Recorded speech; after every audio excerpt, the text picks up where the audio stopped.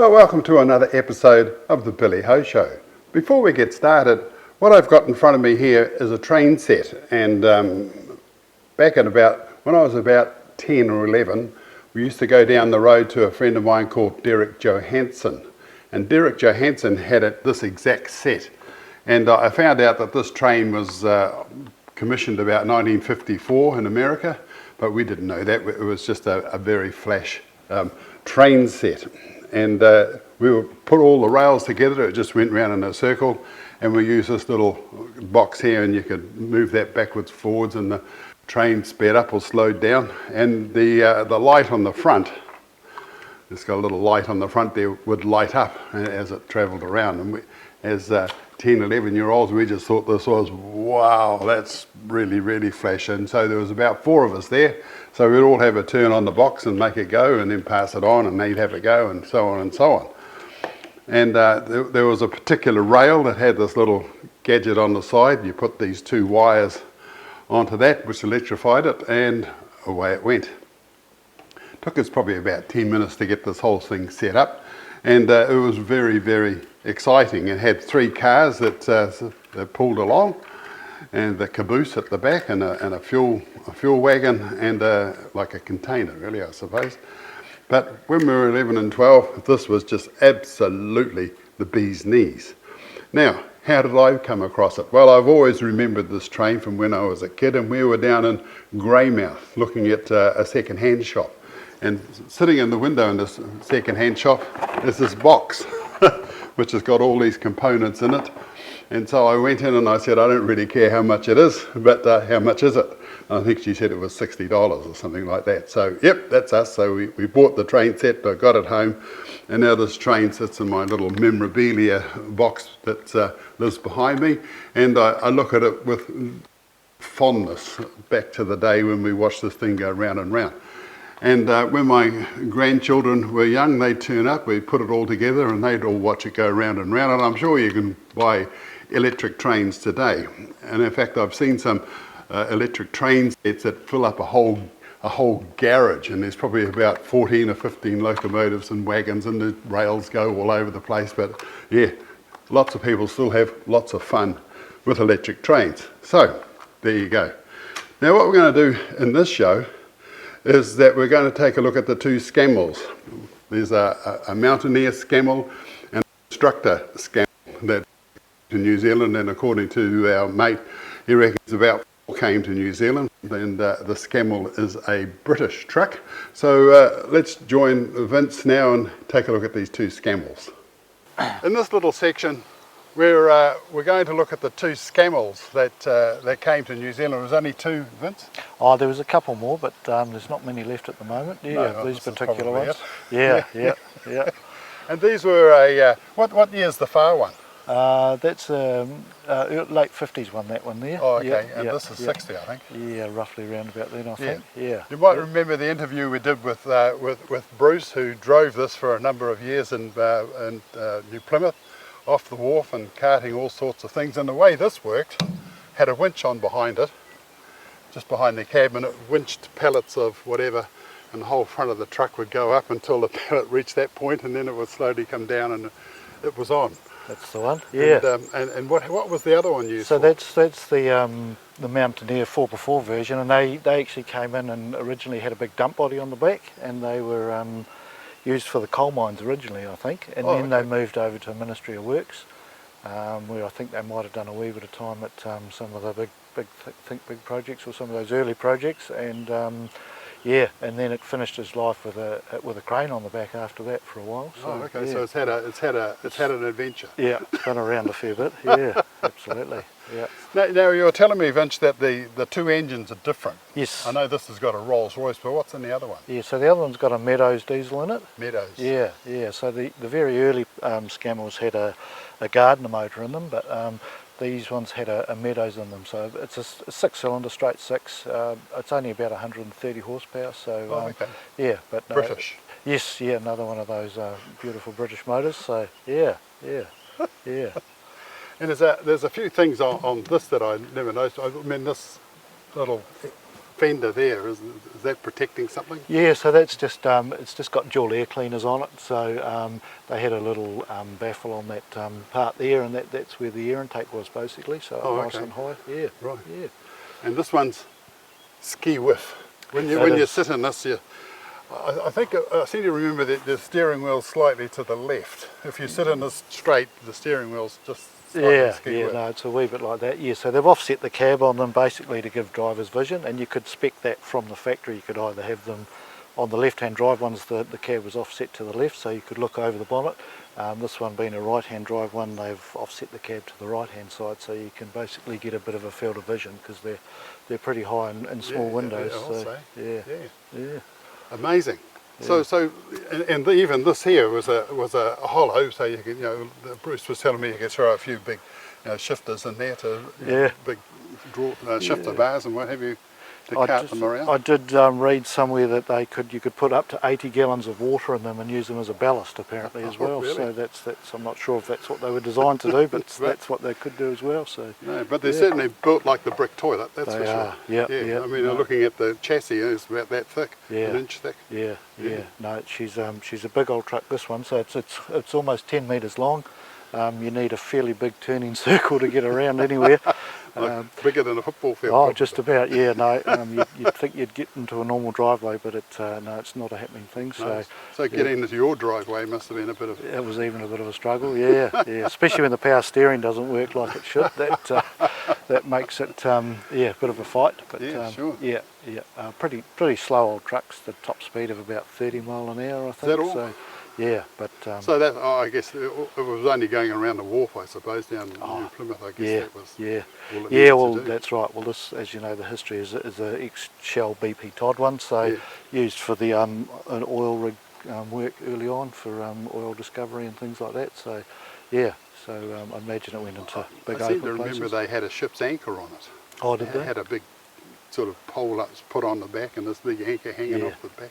Yeah, well, part of the rigging system with the winch was a couple of gin poles that you could flick out and use to lift as well. So, Right. yeah, on the old on the back of the deck. Yeah. So it must have been driving this week every day. It must have been quite exciting. Oh, look, I would think nothing would happen in a hurry, but yeah, look, it'd be one of the biggest trucks around in its time, so it would have Yeah, been pretty interesting, absolutely. all right. And yeah, I'd imagine it was. So has it got headlights, or are they just stuck Oh on? yeah, no, it has got a couple there that they, Oh, righto. yep, for yeah, I think they're almost a bolt-on type one, but yeah, I'd But imagine. that's sort of what's missing. Headlight lights. I mean, you thought you would have put a... Yeah, a light no, at the end of the I have mudguard there or seen some something. with them in there, but no, they did them as a bolt-on. So and that was an optional extra. probably, lights. yeah, yeah. No, I'd imagine you didn't need to be too worried about how fast it was coming towards you. It was probably No. pretty slow. So yeah. This radiator, Vince, is that just what came out at the time? The other one's got the same sort of radiator. Yeah, yeah. So they're basically a sort of a multi-core. So each one of them is an individual strand with the cooling around it. Oh, okay. The good thing about them, I think, if you poked a hole in them or damaged them, you could basically block it at each end of those ones and carry on. And carry on, yeah. So it wasn't like the whole radiator needed to be replaced. You punch so a hole in one these days, and you've got to take the whole that's thing it, out and yeah, get it. yeah. So if you just damage one, you could block the ends and carry on. Yeah. Right. Yeah. Well, that's good thinking, isn't Yeah, it? it was. Yeah. Let's have a look in this cab. Yeah. First of all, there's it looks like it's automatic with the gate gears there. Yep. Yep. Is that automatic, or is No, that just no. So that's a gearbox? It's a very early Scammell design, what they call a gate gearbox. So it was a 6-speed, non-synchronised gearbox. So it was basically you didn't have a choice where you put it. It was guided for you by that gate on there. So yeah, and just a 6-speed with a high-low reduction as well. So you could put it into a low range as well. So yeah. So if you're in top and you want to go to second, you have to go through that whole gate system. There's Yep. there's no shortcut. No, that's right. Yep. So no, you couldn't find it. You basically had to go through there and even certain positions to put it in neutrals to get into certain gears. I don't think you Wow. could just whiz it back through something. So, but yeah, being non-synchronised, it wasn't. You didn't really change down. I don't think a lot on it. Well, No. unless you'd done a bit of practice, I'd imagine. So. And the one next to it, is that the Yeah, so there's a high-low reduction in there, and there's also obviously an old power takeoff for the winch and things that used to be on there as well. Right, So right, yeah, right. yeah, and the four-wheel drive engage as well, or six-wheel drive. Yeah. And the seat just looks like a basic seat, although there's a spring in here. I guess you could load it up. Yeah, with. look, I think there was a few adjustments. I think it would have been, yeah, they were fairly sparse on the luxuries and adjustments. But yeah, you could move the seat forward and up and down a little bit. But yeah, I think you'd be holding onto the steering wheel pretty hard. So I don't think you'd be too worried about the seat. So. No. Can you jump up and sit up? Yeah, absolutely. Yep. Oh yeah, that went down a bit. Yeah. So yeah. Yeah. So yeah, no, interesting design. They had a what they could call a hill assist start on them as well, which was basically some sort of brake system that would allow you to pull away on a steep hill as well. Obviously, I don't know if it's ever worked or if it got used, but it is there. Yeah. And the other thing that's pretty interesting is the closeness to the windscreen of that steering wheel. Knuckles got. Yeah, you'd think that. It's got it's just got a similarity to the OLB Bedford. Cab. Yeah. They said that they use some of the patterns off them, but I've had a look. It's certainly a bigger cab than the OL. Some of the things, the shapes of the windscreen and the rolls and curves on them are similar, but I think it might be a bit bigger. But yeah, there was some tie-up with Bedford in the early days. But Right. yeah. You say there's a place to put your boot when you're not Yep. when you're not doing anything. Yep. Yeah. So just the standard pedal layout, clutch, brake, and accelerator, and yeah. Yeah, she's a big tall cab, and she sits pretty high, but a big truck with a very small cab in it. Yeah, that's right. Yeah. So first gear is where? So Up that's there, yep. first gear there. So Yep. you got your first and then reverse directly opposite it. Yep. So if you're going through the gears, you're in one there, two down there when we get it in, but Then up for three, over up for to three four. there, and then down to four, Oh, okay. and then up to five, and then down to six there. So yeah. So when you got to go back to first, you got to go through all that. Yep. There's no shift, no way you can go back straight through Just the straight central across, no? neutral. Yep. So it's up to five, back to four again. She's a bit stiff when it's not running, but yeah, Right. We get the idea. yeah. But So you got to get into the gear before you can go out into the next one. that's right. Yep. So there was no choice about skipping a gear or anything like that. So No. yeah. And this lever here is close enough for you to Yeah, operate. so that one there is just the four-wheel drive engage basically on that one there. So Right. yeah. And the Yeah. winch.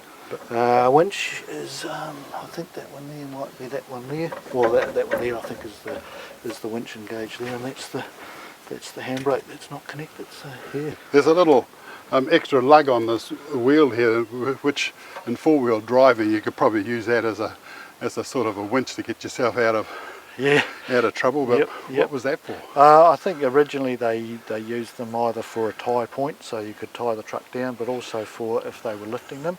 A lot of the old military vehicles and things had them on the wheels, and then they could hook a clamp around them and basically use a crane and lift them onto a ship or something like okay. that. So yeah, it was just a good strong An lifting added point. extra. Yeah. Yeah, awesome. Absolutely, yeah. Oh well, folks, what we're going to do is we'll start this old girl up and we'll go for a ride.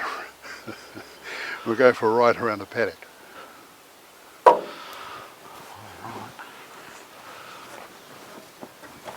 And it's also something you can put your boot on. Yes, good standing point. Right, you good to go? Yep.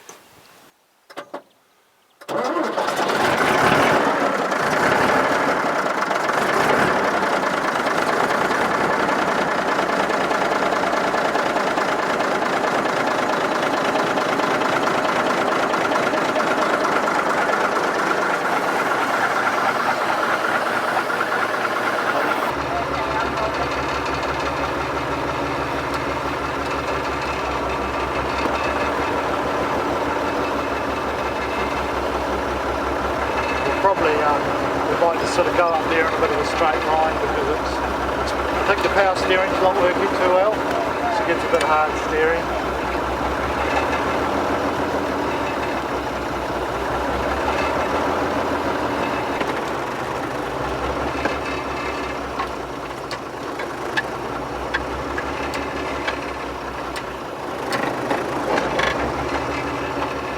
I'll just go backwards first.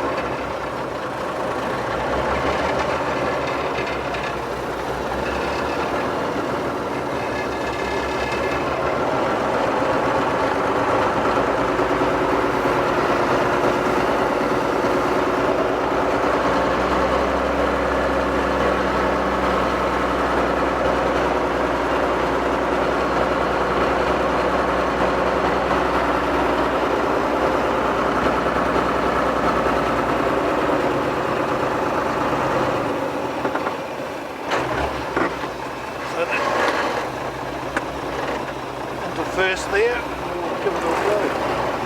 It's pretty low geared.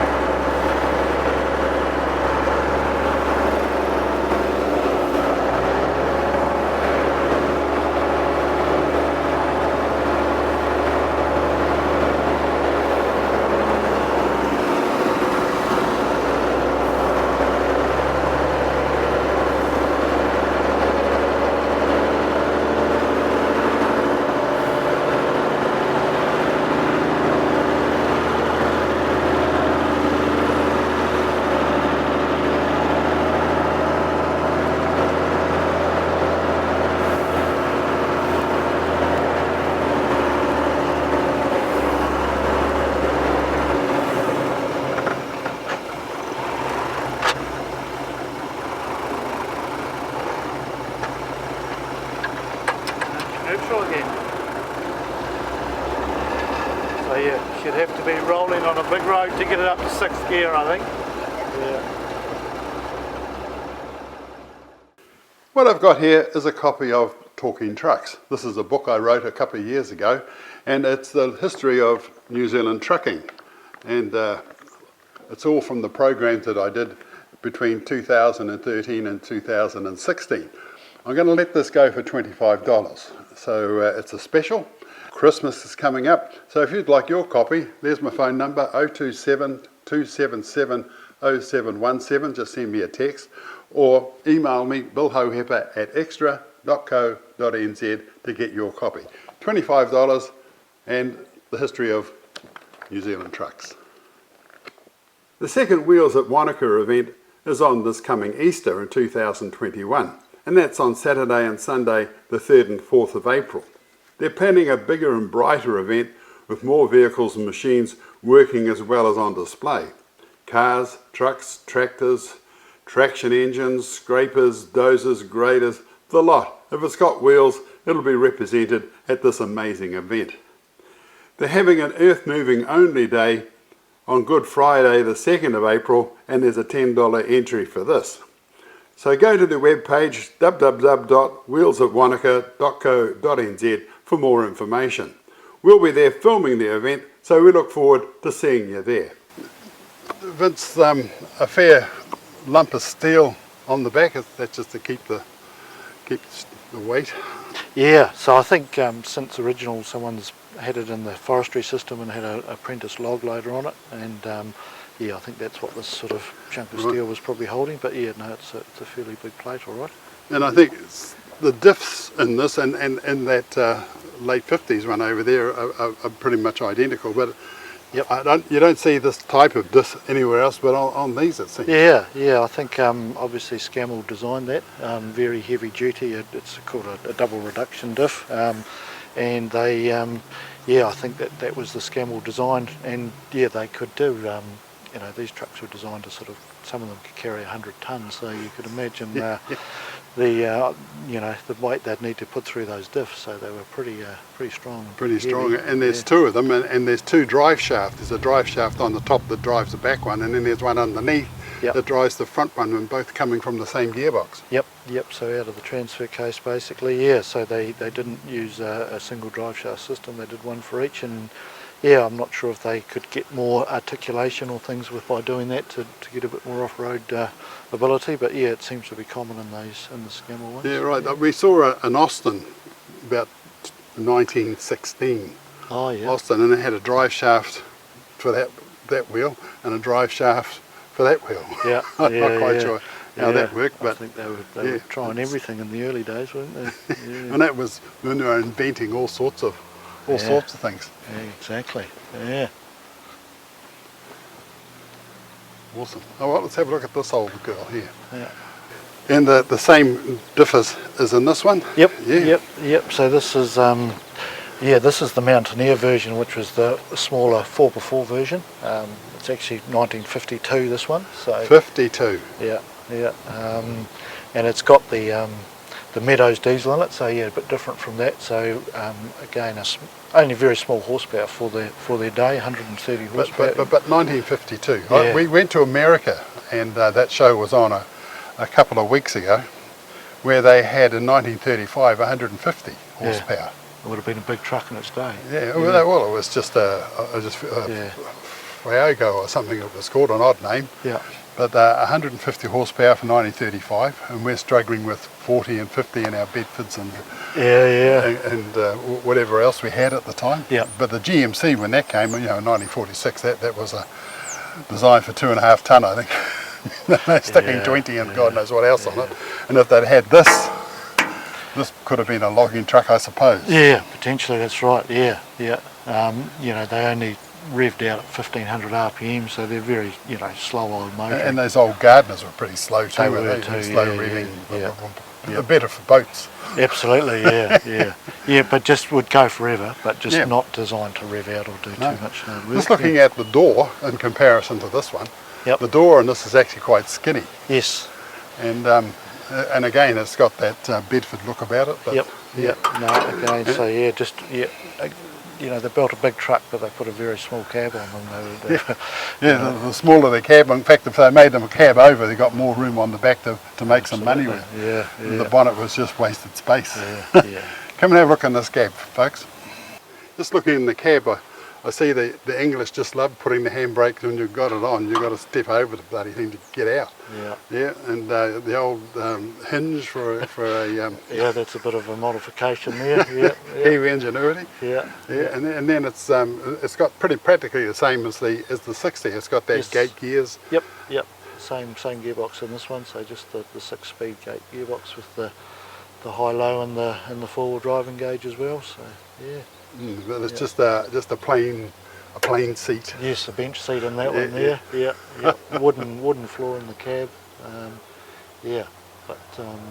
Similar drive shafts, similar diffs. Springs in the front were different. The bigger one's got the big coil springs in the front. This has got a transverse leaf spring in the front. So, right. Yeah. Well, Vince, thank you very, very much. And there you go, folks. We've got the two Scammels, the Mountaineer and the Constructor, together, and it's just great to see them both together, because that one was in the bush in Wairarapa, and Vince has had this one. How long have you had this one? Probably 10 years as well. 10 years as well. Yeah. So Vince has got them both now, and he's working his way up to get them restored back to what they were, and good luck with that. Yep. So there you go, folks, the two Scammels, and thank you very much, Vince. No worries, Bill. Awesome. My 2021 truck calendar is now available, and here it is. It's a picture on the back of all the trucks that are on for each month, and the one on the front is a Lodestar Austin, I think 1950 or 1951. But these are available at Wickles, Paper Plus, and a variety of independent print stores or bookstores. So that's that one. And my wife Linda, she also does a calendar, so if you're into gardening, or your wife's into gardening, or you know somebody into gardening, this is a great calendar for that. And if you look at one of the pages here, I'll just show you. She's also got a colour-coded area which tells you what the best time is to plant. A bit like my Maori fishing do, good, bad fishing. This is the same, good, bad planting, so it's all there. And this is also available at Wickles, Paper Plus, and a variety of independent bookstores. If you can't find one, we do have 1 or 2 copies here. So you can just email me, billhohipper@extra.co.nz, and we'll organise to get you one if they've run out. So anyway, Wickles, Paper Plus, or a variety of bookstores around the country. So there you go. What I'm going to do now is describe Napoleon Hill. Napoleon Hill is a 4-wheel drive track out from Ahura, which is more or less on the way to Greymouth. And if you're down that way, you might like to do this track, but I recommend you take a couple of friends with you with their four-wheel drives, because it is just a little bit tricky, I suppose, and good likely that you'll get stuck. So let's have a look at this little clip. In this little section, I'm going to describe Napoleon Hill. As part of our four-wheel drive tracks over the years, we've often included Napoleon Hill. It's slightly south of Wiki-Matua and follows a small creek they call Noble's Creek. Napoleon Hill begins at Ohara, and you turn left there and follow the Ohara-Kopara Road down to a road off to the left called Orwell Creek Road. You follow Orwell Creek Road and you'll find a lodge, and you talk to the people there about going down Napoleon Hill track and they'll put you right.